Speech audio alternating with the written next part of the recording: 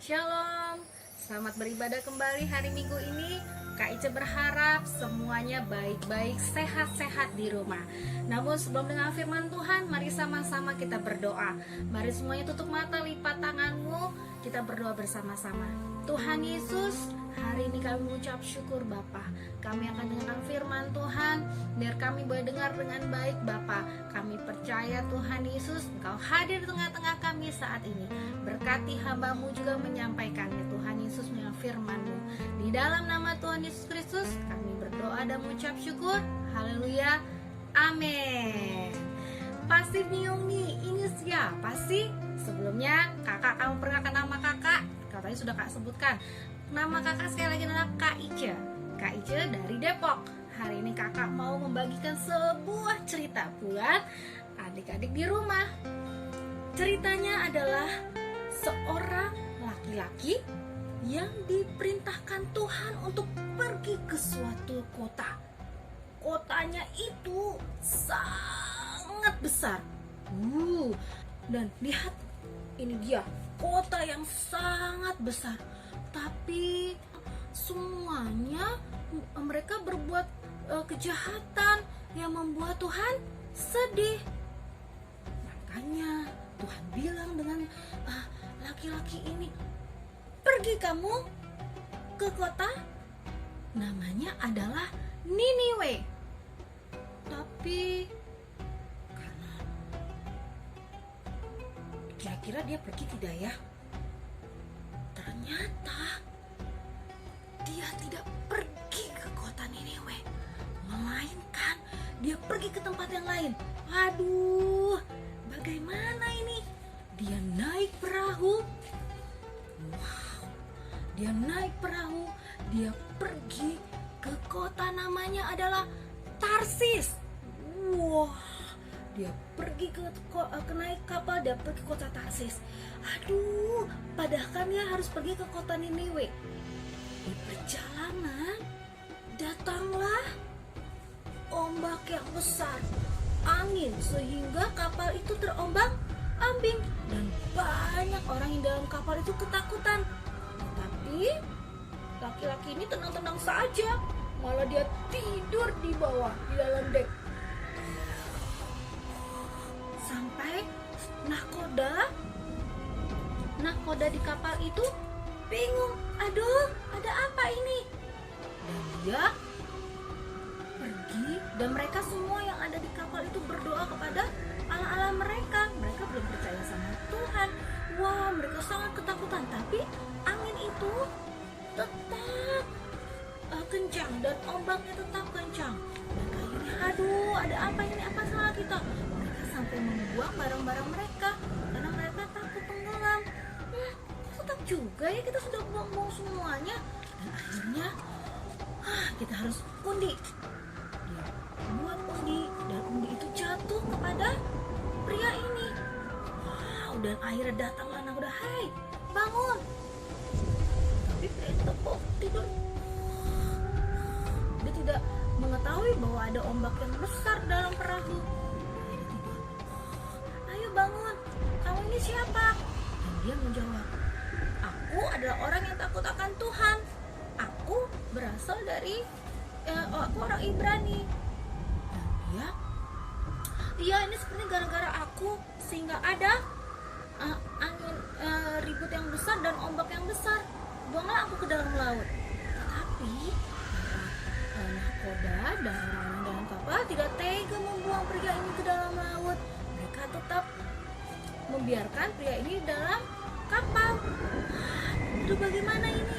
Ombaknya tidak berhenti, tetapi semakin kencang dan semakin kencang.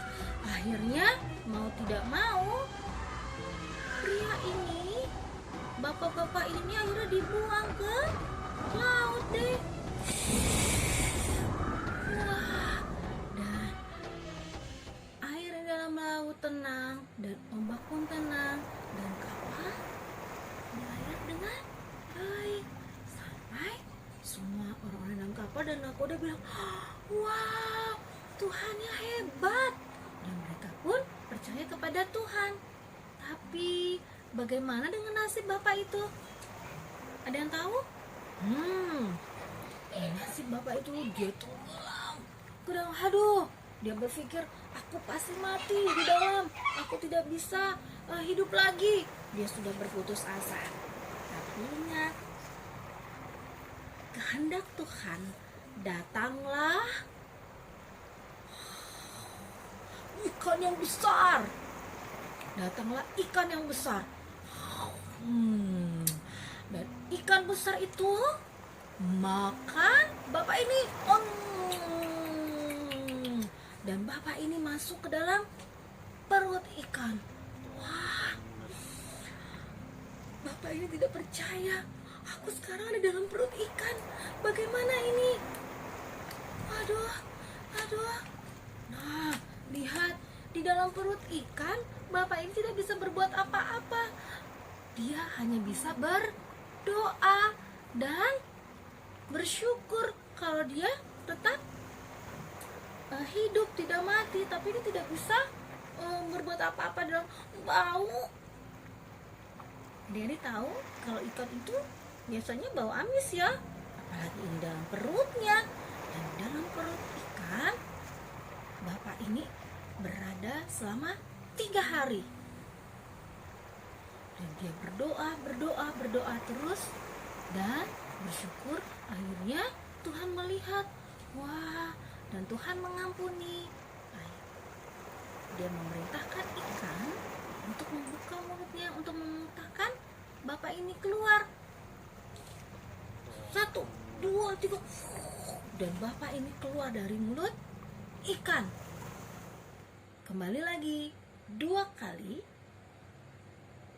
Kedua kalinya Tuhan bilang sama bapak ini, hai, pergilah ke kota Niniwe dan ingatkan mereka atas perbuatan kejahatan mereka.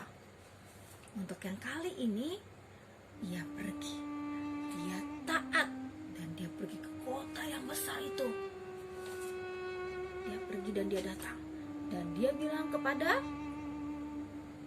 penduduk-penduduk yang ada di sana, 40 hari lagi Tuhan akan menaklukkan negara ini, akan menghancurkan kota ini kalau kalian tidak bertobat. Dan semua penduduk yang ada di kota ini ketakutan. Semuanya berpuasa, semuanya berdoa, memakai kain kabung. Dan terus sampai ke ternak-ternak ya adik-adik, mereka juga tidak boleh makan, tidak boleh minum. Aduh, pasti kelaparan. Tetapi sampai ke raja pun dia memakai kain kabung supaya Tuhan tidak menghancurkan kota yang besar ini. Akhirnya Tuhan menyesal karena melihat perbuatan mereka. Tuhan tidak jadi menghancurkan kota yang besar ini, kota Niniwe, karena mereka semua penduduknya bertobat. Tapi pria ini dengan panas hati, katanya Tuhan mau menghancurkan kota ini, tapi tidak jadi. Kalau itu aku pergi saja. Dan pria ini pergi. Dia pergi ke sebelah kota, di sebelah timur. Dia sambil menunggu, kira-kira Tuhan mau buat apa ya selanjutnya dengan kota itu. Dia duduk. Nah, dengan izinnya Tuhan, dengan kehendak Tuhan, tumbuhlah pohon jarak. Pohon jarak itu semakin tinggi dan menudungi pria ini dari panas sinar matahari, dari teriknya. Enak sekali, aku tidak kepanasan. Dan dia pun tertidur karena enak ya. Tapi menjelang fajar, datanglah ulat memakan daun-daun yang ada di pohon tersebut, dan akhirnya menyingkirkan pohon itu dari pria ini. Duh, panas sekali. Wah, kemana pohonnya? Waduh, panas sekali. Lalu apa yang terjadi adik-adik? Dia tetap marah. Bagaimana sih Tuhan? Tadi kota Niniwe tidak dihancurkan. Sekarang aku lagi berteduh, aku udah senang nih sama pohonnya, aku bisa istirahat. Dihancurkan juga. Nah, lalu Tuhan datang kepada pria ini. Mengapa kamu bersedih? Kenapa kamu marah? Aku sayang kepada penduduk yang ada di kota Niniwe karena mereka bertobat. Sama seperti aku mengasihi kamu. Aku sudah memberikan pohon jarak untuk kamu istirahat, tapi kenapa kamu marah? Nah, dari situ pria ini diam dan hatinya masih marah. Apa yang kita dapat pelajari dari kisah ini? Adik-adik tahu nggak siapa nama pria ini? Ya, namanya adalah Yunus. Pintar, Yunus dan ikan besar. Ceritanya tentang Yunus dan ikan besar ada di dalam Alkitab, di kitab Yunus 1-4. Adik-adik nanti bisa baca lagi tentang cerita Yunus. Apa sih yang dapat kita pelajari dari ceritanya Yunus? Yang pertama adalah tentang ketaatan. Nah, pertama tentang ketaatan. Bagaimana? Kalau tadi Yunus sudah taat ya, dibilang pergi ke Niniwe, dia malah pergi ke Tarsis. Dan akhirnya Tuhan izinkan ada ikan yang besar untuk menangkapnya supaya Yunus bertobat. Dan dia harus dengar-dengaran. Kalau kita bagaimana? Ada wakilnya Tuhan loh di bumi ini, yaitu ada Papa dan Mama. Jadi kalian harus dengar Papa dan Mama ya. Dan yang kedua, yaitu tentang bersyukur. Nah, kita harus bersyukur dalam keadaan apapun. Ketika Yunus di dalam perut ikan, dia berdoa dan bersyukur. Sama seperti saat ini, kalian tidak bisa makan apa-apa. Mungkin kalian juga mau minta sesuatu tapi belum bisa dapat. Tetap bersyukur dan berdoa. Terus berdoa. Yang ketiga, yaitu tentang bertobat. Yang ketiga tentang bertobat. Bertobat seperti penduduk Niniwe. Tuhan selalu mengasihi kita. Ketika kita berbuat salah, seperti Yunus tadi, Tuhan tetap mengasihi. Yunus juga tetap mengasihi kita. Jadi kita pun harus mengasihi, tetap bertobat ketika kita lakukan kesalahan, ya.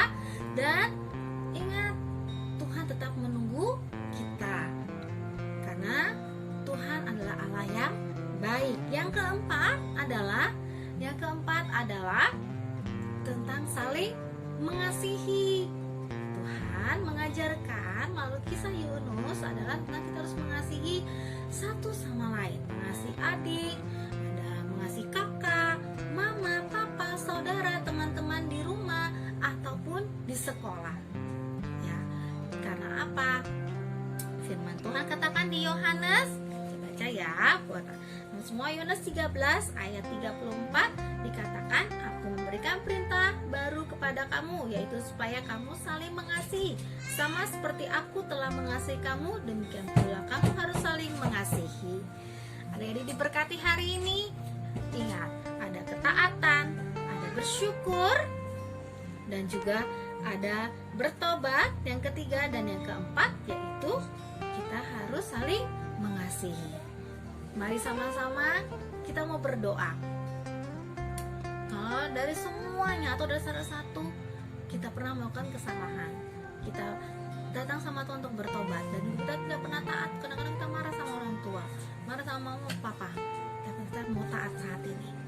Mari sama-sama kita mau berdoa. Tuhan Yesus, terima kasih Bapa, kami sudah mendengar cerita, kami sudah mendengar firman Tuhan. Ajar kami untuk taat, ajar kami untuk saling mengasihi satu sama lain, ajar kami untuk terus bersyukur, dan ajar kami untuk bertobat Bapa setiap saat, karena kami percaya Engkau Allah yang mengasihi kami.